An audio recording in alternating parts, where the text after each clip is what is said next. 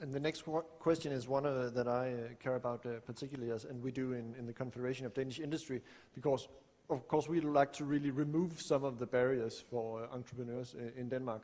So what were the most important barriers that you encountered on this quest, as Gert said?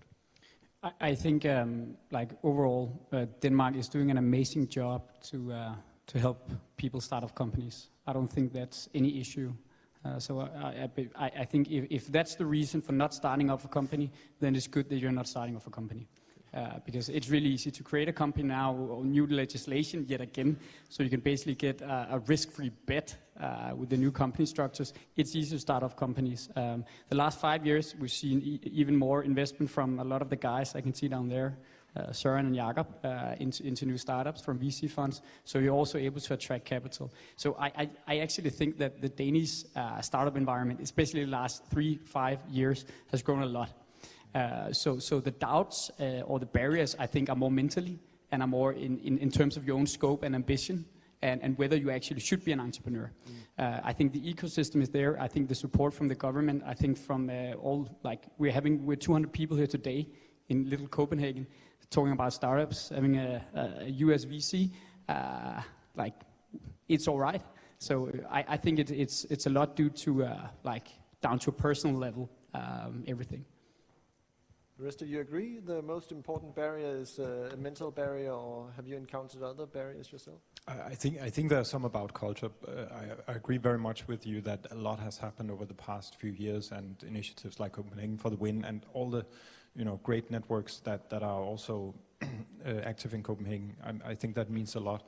But when I talk also interviewing candidates, I can see that many people are still not really aware of this idea of a startup. What is this? And I think there's still a lot of conservatism in terms of, let's say, how young people orient themselves towards the job market and how they think about career and job opportunities.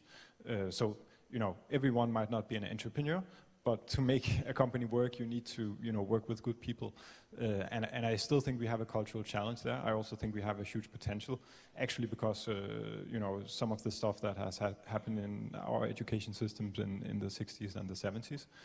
And then I think I hear a lot of stories about people who failed as entrepreneurs, and those kind of stories that people we got 200,000 Danish kroner. We were 2 people trying to get something off the ground.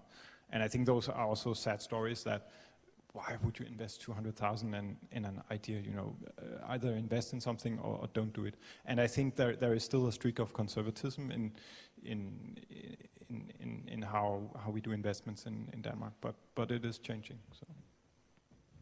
If I just may add, I think that at least for me, I saw 3 challenges in building my first company, at least, and it's the thing about you have to gain some experience, and at least when you're a young entrepreneur, you don't have it initially.